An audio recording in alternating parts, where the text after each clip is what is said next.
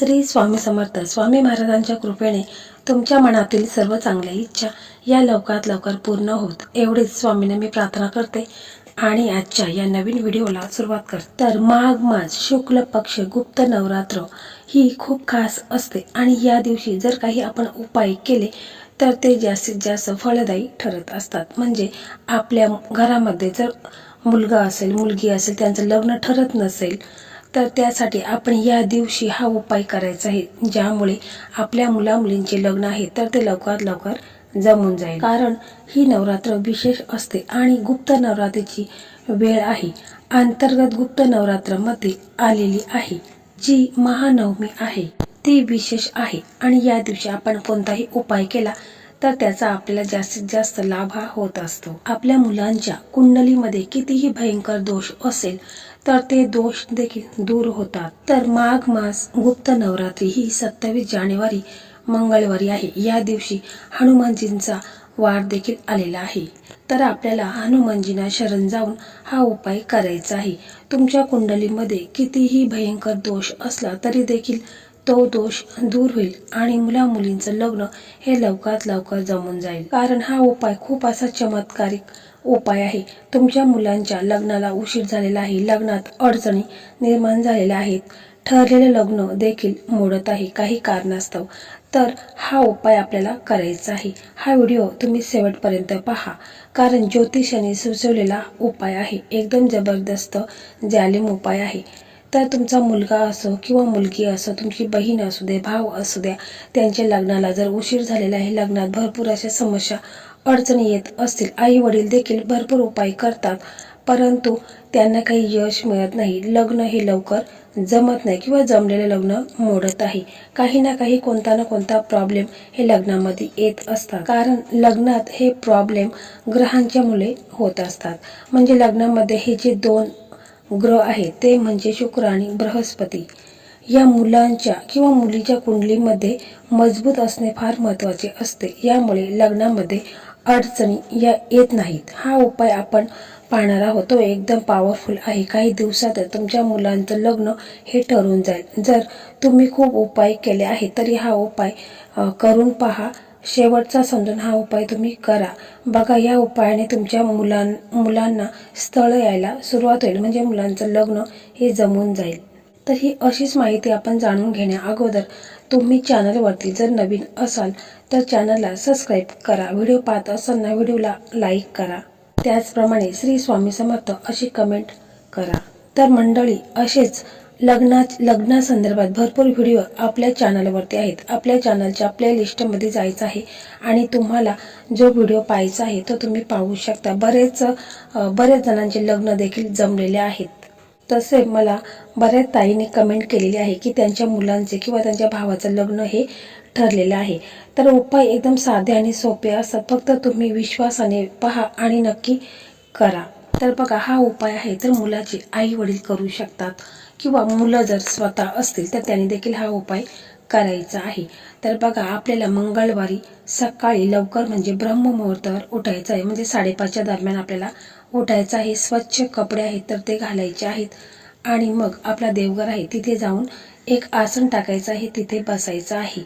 जर तुम्हाला बसता येत नसेल म्हणजे काही प्रॉब्लेम असेल तर तुम्ही खुर्ची घेतली तरी देखील चालेल। आपल्या देवघरामध्ये एक तुपाचा दिवा लावायचा आहे आणि आपल्या देवघरामध्ये आपले जे देवी देवता आहेत म्हणजे आपले श्री स्वामी समर्थ महाराज आहेत, आपले इष्टदेव आहेत, कुलदैवत आहे, यांना तुम्हाला प्रार्थना करायची आहे की माझ्या मुलांच्या लग्नामध्ये जे काही दोष निर्माण झाले, त्यांच्या कुंडलीमध्ये जे दोष निर्माण झालेले आहेत तर ते दूर होऊन माझ्या मुलांचं लग्न हे योग्य वेळेवर योग्य वयामध्ये त्यांचं लग्न हे व्हायला हवं, असं तुम्हाला कळकळून प्रार्थना करायची आहे।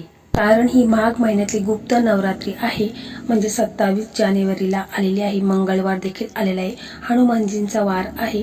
तर अशा वेळेस आपण उपाय केला तर याचा आपल्याला लाभ हा 100% मिळेल। मुलांच्या कुंडलीमध्ये कोणताही राहू शनीचा दोष असेल तर तो दूर होण्यास मदत होईल आणि मुलांचं लग्न हे लवकरात लवकर ठरून जाईल। तर बघा आपल्याला देवघरासमोर बसायचं आहे, त्याच्यानंतर आपण एक प्लेट घ्यायची आहे, त्या प्लेटमध्ये आपल्याला एक लाल कापड घ्यायचं आहे, म्हणजे 1 मीटरचा लाल कापड घ्यायचा आहे तो नवीनच असायला हवा, जुना वापरलेला घ्यायचा नाही. तर लाल कापड घ्यायचा आहे, तो आपण एखाद्या प्लेटवरती ठेवायचा आहे. त्या लाल कापडावरती गंगाजल थोडंसं शिंपडायचं आहे आणि त्याच्यानंतर पिवळा चंदन तुम्हाला घ्यायचा आहे, तो ओला करायचा आहे आणि त्या पिवळ्या चंदनाच्या साहाय्याने तुम्हाला त्या लाल कापडावरती एक स्वस्तिक चिन्ह काढायचं आहे. आपण जेव्हा स्वस्तिक चिन्ह काढतो तर तो व्यवस्थितच काढायचा आहे, अजिबात चुकायचं नाही. स्वस्तिक चिन्ह व्यवस्थित काढल्यानंतर मग आपल्याला 7 वस्तू आहेत तर त्या ठेवायच्या आहेत. म्हणजे आपल्याला प्रथम एक नारळ घ्यायचा आहे, म्हणजे पाण्यावाला नारळ घ्यायचा आहे, जो किराणा दुकानामध्ये असते तो नारळ आपल्याला घ्यायचा आहे. तो नारळ आहे, त्या नारळावरती आपल्याला गंगाजल शिंपडायचं आहे आणि त्या नारळावरती देखील आपल्याला एक स्वस्तिक चिन्ह काढायचं आहे. आणि जो कलावा असतो, म्हणजे आपण हाताला जो कलावा बांधतो, तो कलावा आपल्याला घ्यायचा आहे आणि 3 वेळा आपल्याला तो कलावा त्या नारळावरती बांधायचा आहे. आणि मग हा जो नारळ आहे, तर आपण जी प्लेट ठेवलेली आहे तिच्यामध्ये लाल कापड ठेवलेलं आहे, त्याच्या मधोमध स्वस्तिक चिन्ह आहे, तिथे आपल्याला नारळ ठेवायचा आहे. आणि त्याच्यानंतर मग आपल्याला हळद कुडी आहे, तर ती 3 हळद कुडी आपल्याला तिथे ठेवायची आहे. त्याच्यानंतर मोठी सुपारी आहे, तर मोठी सुपारी आपल्याला 3 आहेत, तर त्या देखील त्या नारळाच्या शेजारी ठेवायच्या आहेत. त्याच्यानंतर 7 लवंगा घ्यायच्या आहेत. अशा तुटलेल्या फुटलेल्या लवंगा घ्यायच्या नाहीत, चांगल्या फुलवाल्या लवंगा घ्यायच्या आहेत आणि त्या देखील आपल्याला त्या प्लेटमध्ये नारळा शेजारी ठेवायच्या आहेत. त्याच्यानंतर एक आपल्याला गुलाबाचं फूल लागणार आहे, तर ते गुलाबाचं फूल घ्यायचं आहे, त्याच्यावरती अत्तर टाकायचं आहे आणि ते गुलाबाचं फूल देखील त्या प्लेटमध्ये जिथे नारळ ठेवलेला आहे त्याच्यामध्ये या सर्व वस्तू आपण ठेवायच्या आहेत. त्याच्यानंतर आपल्याला 100 किंवा 125 ग्रॅम चणा डाळ लागणार आहे, तर चणा डाळ देखील आपण घ्यायची आहे आणि त्या प्लेटमध्ये ठेवायची आहे. ह्या वस्तू सर्व आपण त्या प्लेटमध्ये ठेवून घ्यायच्या आहे. त्याच्यानंतर आपण थोडासा धूप घ्यायचा आहे, दिवा घ्यायचा आहे आणि दिव्याने 7 वेळा त्या पूर्ण साहित्याला आपल्याला ओवाळायचं आहे. म्हणजे ज्या प्लेटमध्ये जे साहित्य ठेवलेलं आहे त्याला पूर्ण ओवाळून घ्यायचं आहे आणि हनुमानजींचं नाव घ्यायचं आहे आणि मग आपण हे 7 वेळा ओवाळून घ्यायचं आहे. असं म्हणतात की कलियुगामध्ये प्रत्यक्षात साक्षात्कार देणारे म्हणजे हनुमानजी आहेत. तर मंगळवार देखील आहे आणि हनुमानजींचा वार आहे. आपण हनुमानजींना प्रार्थना करायची आहे, मनोमने कळवळून तुम्हाला विनंती करायची आहे. मुलांच्या लग्नाबाबत ज्या काही समस्या आहेत त्या दूर होऊन, कोणताही ग्रहदोष असू द्या, पितृदोष असू द्या, नजर दोष असू द्या, हे सर्व बोलायचं आहे. आणि माझ्या मुलांचं जे लग्नामध्ये त्यांना लग्नाला विलंब झालेला आहे तर तो दूर होऊन लग्न हे लवकरात लवकर जमून जाऊ दे, असं तुम्हाला प्रार्थना करायची आहे. त्याच्यानंतर पूर्ण मनोकामना ध्यान करून बजरंग बलींचा तुम्हाला हा मंत्र आहे, तर तो तिथे बसूनच 108 वेळा म्हणायचा आहे. माझ्या मुलीच्या लग्नात पितृदोष, नजरदोष, शनी राहूचा काही दोष असेल तर तो दूर होऊन जाऊ दे आणि माझ्या मुलांचं लग्न हे लवकरात लवकर जमून जाऊ द्या. लग्नात कोणताही प्रकारचा दोष असेल तर ते दूर होऊ द्या, अशा प्रकारे तुम्हाला म्हणायचं आहे. आणि हा मंत्र तुम्हाला 108 वेळा म्हणायचा आहे. तर मंत्र असा आहे, ओम हम हनुमते नमः. मंत्र पुन्हा एकदा ऐका, ओम हम हनुमते नमः.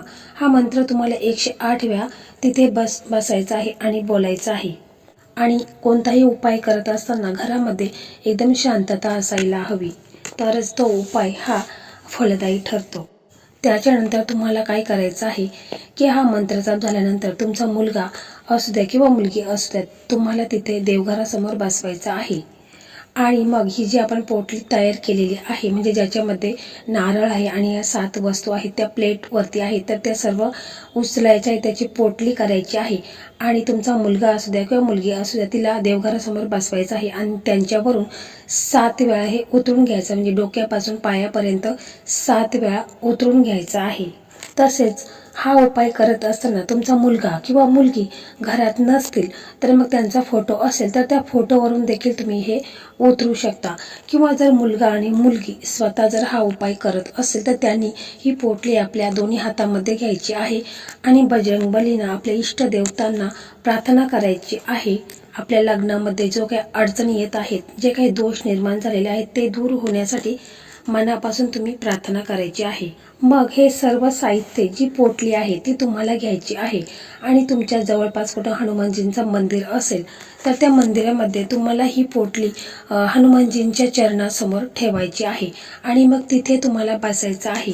समजा मुलगा मुलगी स्वतः असतील तर अतिशय उत्तम आणि नसतील तर आई वडील असतील तर त्यांनी देखील तिथे बसायचं आहे आणि हनुमानजींना कळवळून प्रार्थना करायची आहे। मुलांच्या लग्नासंदर्भात जे काही विघ्न, जे काही कुंडलीमध्ये राहूचा, शुक्राचा, शनीचा जे काही दोष आहे तर ते दूर होऊ द्या, अशा प्रकारे तुम्हाला मनापासून बोलायचं आहे आणि मुलांचं लग्न हे लवकरात लवकर जमून जाऊ द्या, अशा प्रकारे तुम्हाला बोलायचं आहे। तर पहा, गुप्त नवरात्रीची नवमी आहे आणि विशेष फलदायी आहे। तर या दिवशी आपण हा उपाय केला तर तुमच्या मुलांचं लग्न हे काही दिवसातच जमून जाईल, म्हणजे 1 दिवसात लग्नाचा योग त्यांच्या कुंडलीमध्ये निर्माण होईल।